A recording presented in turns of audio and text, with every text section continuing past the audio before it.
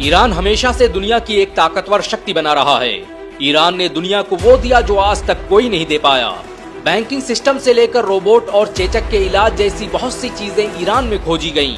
आज भी ईरान 57 मुस्लिम देशों में सबसे आधुनिक टेक्नोलॉजी वाला देश माना जाता है। 8वीं सदी से लेकर 13वीं सदी तक ईरान के वैज्ञानिक पूरी दुनिया पर छाए हुए थे। ईरान तरक्की की उन बुलंदियों पर था कि यूरोप और अन्य देशों के लोग विज्ञान की शिक्षा हासिल करने ईरान आते।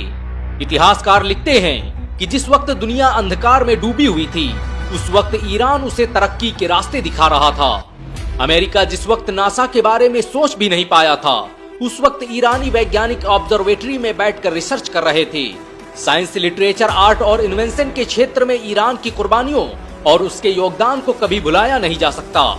यहाँ तक कि आज हम मोबाइल में जिस बैटरी का इस्तेमाल करते हैं, इसकी खोज भी ईरान में की गई थी। ईरान पहला देश था जिसने बैटरी का निर्माण किया। जैसे जैसे वक्त गुजरता गया, इसी बैटरी को विस्तार देते हुए आधुनिक बैटरियों का निर्माण किया गया। जब दुनिया बैटरी के बारे में जानती भी नहीं थी, तब ईरान के मुसलमान इसका इस्तेमाल कर रहे थे। ईरान की ये पहली खोज नहीं थी, बल्कि इससे पहले 9वीं सदी ईस्वी में मूसा ब्रदर्स ने दुनिया के पहले गैस मास्क का आविष्कार किया था, जो आज भी इस्तेमाल किया जाता है। बनु मूसा 3 भाई थे, जिनका नाम अबू जाफर इब्ने मूसा, अबुल कासिम इब्ने मूसा और हसन इब्ने मूसा था, और इन तीनों ने मिलकर 100 से ज्यादा आविष्कार किए और अपनी किताब अल-हियल में ऐसी मशीनों का जिक्र किया जो आज भी इस्तेमाल की जाती हैं। बनु मूसा की लिखी ये किताब 19वीं सदी तक अमेरिका और यूरोप की यूनिवर्सिटियों में पढ़ाई जाती रही। इस किताब में उन्होंने जिन 100 चीजों का आविष्कार किया था, उनमें से 25 तो आज भी इस्तेमाल किए जाते हैं। आपको ये जानकर शायद हैरानी हो सकती है कि भारत सहित पूरी दुनिया में सालों तक जिस लालटेन का इस्तेमाल किया जाता रहा है, उसकी खोज मूसा ब्रदर्स ने ही की थी, और इसका जिक्र उनकी किताब में भी मिलता है। मूसा ब्रदर्स के बहुत से आविष्कार तब यूरोप पहुंचे जब इटली के मशहूर वैज्ञानिक लियोनार्डो दा विंची ने उनकी किताब का अनुवाद लैटिन भाषा में किया। यूरोप के पुनर्जागरण के दौर में ईरान और मुस्लिम देशों में लिखी 1 लाख से अधिक किताबें लैटिन भाषा में ट्रांसलेट की गईं, और किताबों के इन्हीं ट्रांसलेशन के जरिए मुसलमानों का ज्ञान यूरोप पहुंचा। ईरान ही वो देश था जिसने दुनिया को सबसे पहली पवन चक्की दी। मुस्लिम वैज्ञानिक अल मसूदी ने अपनी किताब में हवा से चलने वाली एक ऐसी पवन चक्की का जिक्र किया जिसका इस्तेमाल बागों को पानी देने और दूसरे कामों में किया जाता था। आज बिजली को बनाने के लिए बड़ी बड़ी पवन चक्कियों का इस्तेमाल किया जाता है, लेकिन मुसलमान आज से 1000 साल पहले ईरान में इसका इस्तेमाल कर रहे थे। ईरान में ऐसे ऐसे वैज्ञानिक पैदा हुए जो न होते तो आज हम सैकड़ों तरह की दवाओं से महरूम रह जाते। मेडिकल इंडस्ट्री को खड़ा करने में मुसलमानों का बड़ा योगदान रहा। बहुत कम लोग जानते हैं कि 9वीं सदी ईस्वी में ईरान में पैदा होने वाले मशहूर साइंटिस्ट ज़करिया राजी ने सल्फ्यूरिक एसिड की खोज की थी। ये दुनिया का पहला व्यक्ति था जिसने साइकोलॉजी पर किताब लिखी और फिजियोथेरेपी के बारे में दुनिया को बताया। ज़करिया राजी ने न सिर्फ चेचक का इलाज खोजा, बल्कि उसी ने सबसे पहले चेचक और खसरा के फर्क के बारे में बताया। दुनिया में बैक्टीरिया की खोज सबसे पहले ज़करिया राजी ने ही की थी। आज हॉस्पिटल में जो फर्स्ट एड किट इस्तेमाल की जाती है, उसका कॉन्सेप्ट सबसे पहले इसी वैज्ञानिक ने पेश किया था। 12वीं सदी तक मुस्लिम शासकों ने ईरान को दुनिया की सुपर पावर बना दिया था। दुनिया भर से लोग तालीम हासिल करने ईरान आते थे। 1258 ईस्वी में जब मंगोलों ने ईरानी सल्तनत पर हमला किया और उनकी लाइब्रेरियों में आग लगा दी, तो महीनों तक उसके धुएं से आसमानों पर सूरज नहीं दिखाई दिया। मुसलमानों की सल्तनत तो बर्बाद हुई ही थी, उसके साथ ही उनके लिखे ज्ञान विज्ञान को मंगोलों ने तबाह बर्बाद कर दिया, और इसका असर कई सालों बाद देखने को मिला जब मुसलमान साइंस के मैदान में पीछे होने लगे। आज दुनिया मुसलमानों से पूछती है कि उन्होंने किया क्या है, लेकिन उन्हें नहीं पता कि एक दौर ऐसा भी गुजरा है जब विज्ञान के फलक पर मुसलमानों का राज हुआ करता था। आज दुनिया जिस स्टेनलेस स्टील का इस्तेमाल करती है, उसकी खोज भी ईरान में की गई थी। जर्नल ऑफ आर्कियोलॉजिकल साइंस में प्रकाशित एक रिपोर्ट के मुताबिक ईरान में सदियों पहले बनाई गई तलवारें, खंजर और दूसरी चीजें स्टेनलेस स्टील से बनाई जाती थी। ईरान का शहर चाहक स्टेनलेस स्टील का सबसे बड़ा गढ़ था। ईरान की तरह ही दमिश्क के मुसलमान स्टेनलेस स्टील को बनाने की तकनीक जानते थे, और यही वजह है कि आज भी इतिहास के पन्नों में दमश्कश स्टील का जिक्र मिलता है, जिससे बनी तलवारों का कोई तोड़ नहीं था। अज़दुद्दौला, जिसने कभी ईरान पर हुकूमत की और जो मिडिल ईस्ट का सबसे ताकतवर बादशाह गुजरा है, उसने बगदाद में एक हॉस्पिटल का निर्माण करवाया था जो अपने वक्त का सबसे आधुनिक अस्पताल था। इस अस्पताल में कार्डियोलॉजी, सर्जरी, ऑप्थेल्मोलॉजी सहित अलग अलग डिपार्टमेंट मौजूद थे। ईरान के वैज्ञानिकों ने ऐसे ऐसे आविष्कार किए कि लोग उन्हें जादूगर कहने लगे।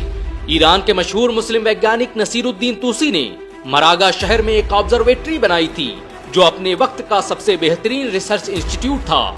जो लोग ऑब्जर्वेटरी के बारे में नहीं जानते उनके लिए आसान भाषा में कहा जाए तो ये एक तरह का रिसर्च सेंटर होता है जहां पर आसमान में होने वाली घटनाओं और सितारों का अध्ययन किया जाता है।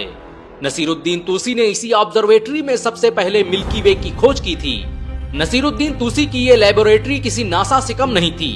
आज दुनिया विज्ञान सीखने के लिए चीन जाती है, लेकिन तब चीन के लोग फिजिक्स, केमिस्ट्री, मैथ और एस्ट्रोनॉमी पढ़ने के लिए मरागा आते थे। दुनिया हैरान है कि ईरान ने उस दौर में ऐसे आविष्कार कैसे कर लिए जिनके बारे में कोई सोच भी नहीं सकता था। आज हम जिस अलजेब्रा का इस्तेमाल कर रहे हैं उसकी खोज एक ईरानी वैज्ञानिक मूसा अल ख्वारिज़मी ने की थी।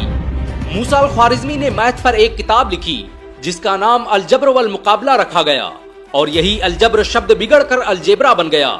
आज कौन इंसान है जो स्कूल गया हो और उसने अलजेब्रा न पढ़ी हो। यहाँ तक कि अंग्रेजी भाषा में जो एल्गोरिथम शब्द है वो अल ख्वारिज़मी के नाम का ही बिगड़ा स्वरूप है।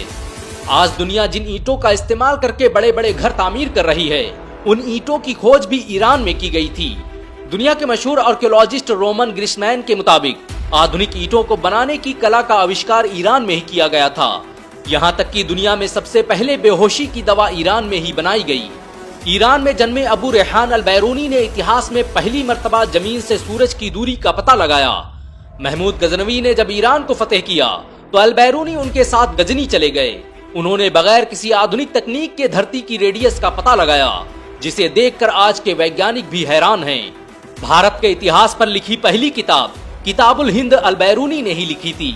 अल बैरूनी की योग्यता और विज्ञान में दिए गए उनके योगदान को देखते हुए चांद के एक गड्ढे का नाम उनके नाम पर रखा गया।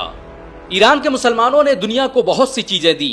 दुनिया का पहला मेडिकल इंसाइक्लोपीडिया ईरान के वैज्ञानिक इब्ने सीना ने लिखा था जिसमें हजारों बीमारियों का इलाज मौजूद है।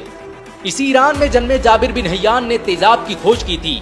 तेजाब खुद एक फारसी शब्द है जिसका मतलब होता है एक ऐसा पानी जो सब कुछ जला दे। जाबिर ने एक ऐसे तेजाब का भी आविष्कार कर लिया था जिससे सोने को भी पिघलाना मुमकिन था। जाबिर बिन हय्यान ने नाइट्रिक एसिड, आर्सेनिक, फास्फोरस और क्लोरिक एसिड की खोज की जो आज पूरी दुनिया में इस्तेमाल किए जाते हैं। आज हम लोहे को जंग से बचाने के लिए जिस वार्निश का इस्तेमाल करते हैं उसकी खोज जाबिर बिन हय्यान ने ही की थी। दुनिया का पहला आर्टिफिशियल दिल ईरान के वैज्ञानिक तोफी मुस्सीवंद ने बनाया था। ईरान की तरक्की का अंदाजा इसी बात से लगाया जा सकता है कि सिर्फ 2008 में ईरान में 9,570 से अधिक नई चीजें खोजी गईं। ग्लोबल इनोवेशन इंडेक्स की रैंकिंग में ईरान 67वें स्थान पर पहुंच चुका है। ईरान में आज 400 से अधिक मेडिकल रिसर्च फैसिलिटीज चल रही हैं जो बताती हैं कि आने वाला समय ईरान का है। ईरान अकेला देश है जिसे अमेरिका और इजराइल अपने खतरे के रूप में देखते हैं क्योंकि उन्हें पता है कि ईरान के मुसलमान बेदार हुए तो वो दुनिया का इतिहास बदल कर रख देंगे। ईरान को अगर 57 मुस्लिम देशों का साथ मिल जाए तो वो दुनिया की सबसे बड़ी सुपर शक्ति बन सकता है। ये वीडियो उन लोगों के मुंह पर तमाचा है जो कहते हैं कि मुसलमानों ने विज्ञान के क्षेत्र में किया ही क्या है। वैसे ईरान के बारे में आपके क्या विचार हैं नीचे कमेंट में जरूर बताएं। अगर आपको ईरान की कामयाबी पर गर्व महसूस